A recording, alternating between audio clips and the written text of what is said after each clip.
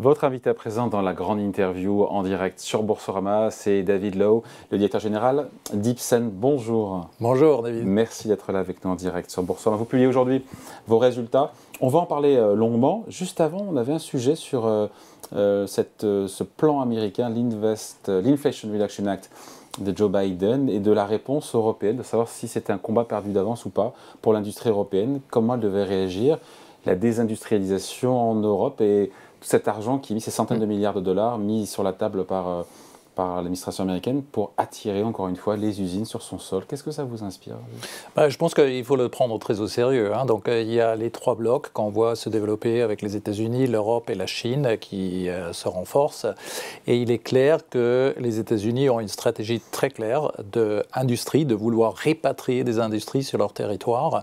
Donc l'Europe doit se mobiliser à mon avis. Au risque sinon de voir de nouvelles capacités, de nouvelles usines s'ouvrir sur le sol américain. C'est des questions que vous pourrez vous poser, vous, Ipsen, vous êtes présent partout dans le monde, bien répartis d'ailleurs, on le verra, entre l'Europe, les États-Unis et le reste du monde. C'est des questions des dilemmes auxquels vous pourrez faire face dans le futur aussi, si l'Europe ne réagit pas. Oui, bien évidemment, parce qu'il ne faut pas sous-estimer qu'il y a un petit peu une enchère de soutenir, d'attirer soit des usines, mais aussi, vous regardez l'industrie du biotech. L'Europe a perdu un petit peu la course. La majorité des biotech sont à Boston ou au Silicon Valley et maintenant aussi en Chine. Il y a quelques-uns en France, il y a quelques-uns en Suisse, en Angleterre, en Allemagne, etc. Mais donc quand on regarde... quand on regarde les grandes proportions, on a perdu un petit peu cette course, donc il faut essayer de rattraper. Donc vous souhaitez une réponse européenne quelque part? Absolument, oui. Ouais, bon. Vous êtes là pour parler de vos résultats, notamment résultats annuels publiés ce matin. Les objectifs 2022 sont dépassés en chiffre d'affaires, en marge, des bénéfices en hausse de 19%, 872 millions d'euros. Satisfaction, ça plaît aux investisseurs, quasiment 5% de hausse sur le titre. Il n'y a rien à redire sur 2022, on parlera après de 2023. On va avoir la réunion des analystes cet après-midi pour répondre à leurs questions, mais je pense que la réaction de la bourse était très positive et on a quand même vu qu'aussi en 2022, le titre, il a énormément progressé. Ouais. C'est aussi dû à cette marge, quasiment 37% de marge sur 2022, c'est ça le chiffre, hein, 36,9, c'est ça? Oui, c'est 36,9. Voilà. Quelle est la moyenne du secteur? Parce que je ne me rends pas compte. C'est une marge très élevée, hein, mais je veux dire... Non, ça dépend des laboratoires. Ça peut être entre 25 jusqu'à 40. Ça dépend de votre portefeuille, de la maturité. Oui, c'est une fourchette. C'est la haute fourchette, quasiment 37. Par contre, baisse de la rentabilité attendue pour l'année 2023 sur les prévisions, en lien avec l'acquisition qui est en cours, donc de la biotech Albireo.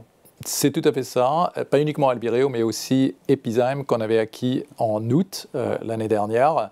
On est en train de dérouler notre stratégie qui s'est basée sur 4 piliers. Et un des piliers, c'est d'attirer plus de médicaments dans notre portefeuille de développement clinique ou de recherche. Et on est très actif. On a pris en licence 20 médicaments potentiels les derniers 2 ans. Donc, bien évidemment, ça va faire augmenter nos dépenses de recherche et de développement clinique. Ouais. Ça, c'est du court terme, parce qu'après, il y aura des résultats, on le souhaite, avec du chiffre d'affaires qui rentrera. Et ce sont des paris que vous faites, en fait. Bien sûr. Donc, dans l'industrie pharmaceutique, on prend des paris. C'est des grands paris. Parce qu'il Quel taux de réussite, d'ailleurs? C'est quoi le taux d'échec ou le taux de réussite, en général, là-dessus? Alors, de tous les médicaments que vous avez en préclinique, ça veut dire que vous n'êtes pas encore chez l'homme. Donc, vous avez une mathématique, à peu près 12 médicaments potentiels. Il va y avoir un qui va arriver chez l'homme, enregistré, lancé. Donc, il faut calculer avec ça. Sur 2022, donc hausse du chiffre d'affaires de 8,5% à périmètre et à taux de change constant, il faut le rappeler. Est-ce que sur 2023, où c'est trop tôt, vous pensez faire aussi bien? Alors, on a publié la guidance, donc on a dit on va avoir une croissance de plus de 4%. C'est ça, 4,5%, c'est ça ce que j'ai vu. Voilà, et donc, on a dit plus que 4. Donc, ça peut être aussi plus, on verra ce qui va se passer, et avec une marge autour des 30%. Oui, c'est ça. Chiffre d'affaires, j'ai dit, qui est bien réparti dans le monde. Hein. Un tiers en Europe, un tiers aux États-Unis, un tiers dans le reste du monde. Les zones les plus dynamiques? Alors, c'est plutôt les États-Unis et le reste du monde, je dirais. L'Europe croît un petit peu moins rapidement en règle générale. Bon, mais est-ce que vous percevez, ma question derrière, en fait, c'est savoir si vous percevez, on nous a parlé de récession possible, finalement, on pourrait peut-être éviter la récession un peu partout, voir quelles sont les zones qui ralentissent, comment vous le voyez sur le terrain, dans votre secteur? Alors, je pense qu'il y a des différences de philosophie. Aux États-Unis, vous avez des prix qui sont libres, mais aussi une concurrence après qui est extrêmement rude une fois que vous avez des génériques. En Europe, vous avez des prix beaucoup plus contrôlés, plus administrés. C'est vrai pour pendant que vous avez un brevet et après le brevet. Donc, ces deux différentes philosophies, je pense, et c'est ça qui a fait que le marché américain avait un accès à l'innovation beaucoup plus rapide que, par exemple, en Europe. Ouais. Autre sujet que je vais évoquer avec vous, David Lowe, c'est donc ce rachat, cette biotech américaine, 1,1 milliard d'euros, qui est en cours, encore une fois. C'est pareil, hein, c'est votre deuxième plus grosse acquisition.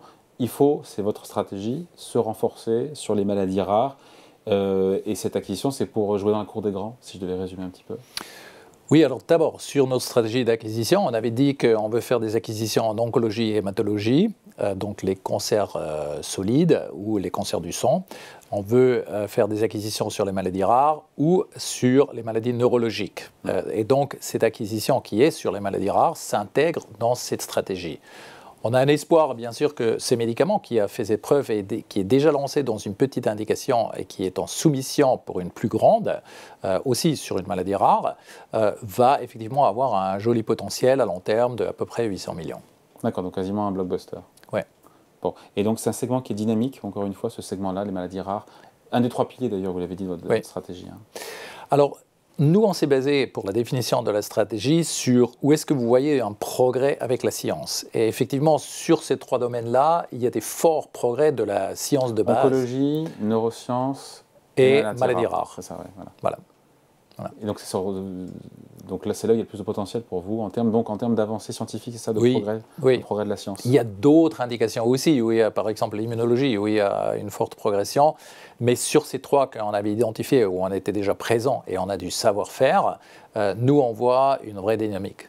Bon, il y a eu cette acquisition, je vous en reparle, vous n'étiez pas là encore, vous êtes arrivé en 2020, je crois, à la tête. Oui, en 2020, oui. En 2019, il y a ce rachat de cette biotech canadienne pour 1,3 milliard qui s'appelle, le nom m'échappe. Donc c'était Clemencia. Clemencia, voilà. C'est ça. Qui n'a pas, jusqu'à présent, en tout cas, tenu toutes ses promesses. Quels enseignements vous en tirez et comment s'assurer justement que cette nouvelle acquisition ne sera pas déceptive? Mais je crois que vous m'avez indirectement répondu en me disant que le Bylvay, c'est ça, de cette biotech Albireo, est déjà commercialisé, donc c'est moins risqué, c'est ça? Oui, c'est ça. Donc effectivement, je pense que ça c'est un critère qui était important pour nous, avec Tafseric de Epizyme qui est déjà enregistré et lancé aux États-Unis, et avec Bylvay maintenant de Albireo qui aussi est déjà enregistré, c'est moins risqué. Voilà. Et c'est ça l'enseignement d'ailleurs. L'enseignement de l'acquisition, c'est de mieux vaut avoir un médicament qui est déjà commercialisé ou qui est proche de l'être? Non, parce que en fait, quand on a déroulé notre stratégie, on avait dit on veut faire des acquisitions, soit des entreprises qui ont des produits qui sont déjà sur le marché, mais aussi qui sont encore en développement clinique. Donc quand vous regardez par exemple les 20 médecines qu'on avait pris en licence ou acquis, on a aussi en préclinique, donc ce n'est pas encore chez l'homme. Ouais. Donc pour revenir sur le fond de votre question, qu'est-ce qu'on a appris? Je pense qu'il faut passer plus de temps dans l'analyse des données et de creuser plus profondément pour vraiment, vraiment bien comprendre la molécule. Sinon, vous avez annoncé récemment, je crois que c'est fin janvier, des résultats positifs pour le médicament expérimental Onivid contre le cancer du pancréas. Ouais. C'est encourageant. C'est très encourageant. On a présenté les données à l'ASCO, donc c'est un des plus grands congrès pour les cancers à San Francisco. On avait démontré qu'il y a une amélioration de la survie dans le cancer du pancréas, qui est un cancer qui est très néfaste. Et donc, c'est très encourageant de voir ces résultats. Et on est à quel stade pour le coup là? Alors là, on avait montré les résultats. On est en train de préparer la soumission qu'on va soumettre là dans le premier quarter cette année. Voilà. Et si tout se passe bien, ça finit quand Si tout se passe bien, c'est une AMM, soit à la fin de cette année, soit début mise sur le marché, soit à la fin de cette année, soit début année prochaine, aux États-Unis. Et il n'y a pas de concurrent aujourd'hui là-dessus? Non, pas sur ce médicament précis. Donc c'est une avancée. Enfin, c'est une avancée importante. Pour les malades. C'est une avancée. Oui. C'est ça votre mission? C'est tout à fait ça notre mission. Et on était ravis d'entendre que en fait, le médecin qui a présenté les résultats, mais aussi vous avez toujours quelqu'un qui discute les résultats et qui les met en contexte, ils sont arrivés à la conclusion que ça peut être un nouveau standard. Bon, on le souhaite évidemment. Les blockbusters d'aujourd'hui et de demain, ça en fait partie. Celui-là ou d'autres, juste pour dans ce qui est dans le pipe, qui potentiellement peuvent être ou seront bientôt des blockbusters. Alors, la définition des blockbusters, typiquement, c'est plus qu'un milliard. Oui. Nous, et c'est important. Un blockbuster chez Ipsen. Voilà, parce que c'est les médicaments importants pour nous qu'on cible. C'est combien? C'est 3 milliards de chiffre d'affaires, je crois, Ipsen. Hein. Oui, c'est 3 milliards. Donc, nous, on cible entre 300 et 800 millions de ventes complètes au maximum. Donc, ça veut dire que c'est nos blockbusters, si vous voulez. Et en fait, donc, on a bien évidemment Cabometyx en cancer du rein. On a Dysport qui est en traitement, par exemple, de la spasticité, mais aussi en esthétique. On a Decapeptyl. On parle de ce qui existe là ou de ce qui va arriver en blockbuster aujourd'hui ou de demain, là, pour le coup? Alors, donc vous avez quelquefois des médicaments qui sont déjà sur le marché, comme Cabometyx, mais qui ont une nouvelle indication. Donc, c'était d'abord indiqué en deuxième ligne, maintenant c'est indiqué en première ligne. Et c'est un pool de patients qui est beaucoup plus large. Comme exemple. Après, vous avez des nouveaux médicaments, comme Elafibranor, aussi pour une maladie rare du foie, qu'on va analyser le résultat cet été. Donc, on a hâte de voir ces résultats. Et Cabometyx, par exemple, on va regarder les résultats de la cancer de la prostate, qui est un cancer qui est très prévalent chez les hommes. On va avoir les résultats vers la fin de l'année. Bon, ce sera l'occasion que vous reveniez. Et d'ici là, juste quelques instants, il nous reste, David Lowe, pour parler du cours d'Ipsen. On est au-delà de 100 € après ces publications. On est quasiment à plus 10% sur un an. 8 milliards d'euros de capitalisation boursière. PER de 10. Vous estimez correctement valorisé aujourd'hui? Je pense qu'on a toujours une pénalité sur le cours. Donc, on a un potentiel de croître encore beaucoup plus parce qu'en fait, il y a une certaine préoccupation des analystes sur l'érosion de somatuline qui est pour le moment toujours le médicament le plus grand. Mais en fait, quand on regarde notre performance, nos plateformes de croissance avec les médicaments que je viens d'énoncer, en fait, ils ont surcompensé cette légère baisse des ventes sur somatuline. Et en fait, donc, on prévoit qu'avec les acquisitions plus les plateformes de croissance, on va avoir un bel futur. Donc, ça va se corriger sur le temps. Bon.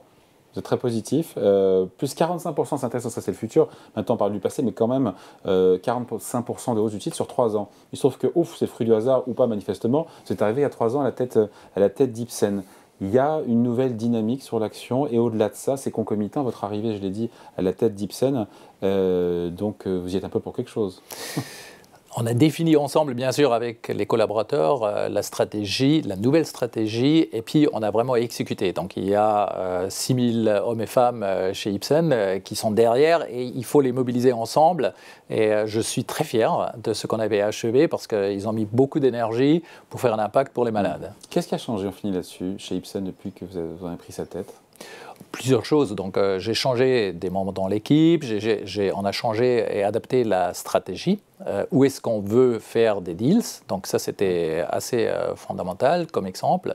On a investi beaucoup plus sur des sites de production, qui est important parce que quand vous faites la croissance des médicaments, il vous faut la capacité pour produire. Donc, ça, c'est juste un exemple de ce qu'on a fait. Bon, merci de passer nous voir. Donc, David Lowe, donc directeur général d'Ipsen pour les publications de résultats. C'est bon. Et la bourse applaudit quasiment 5% de hausse pour le titre aujourd'hui. Invité de la grande interview en direct sur Boursorama. Merci beaucoup. Très bien. Merci à vous. Au revoir.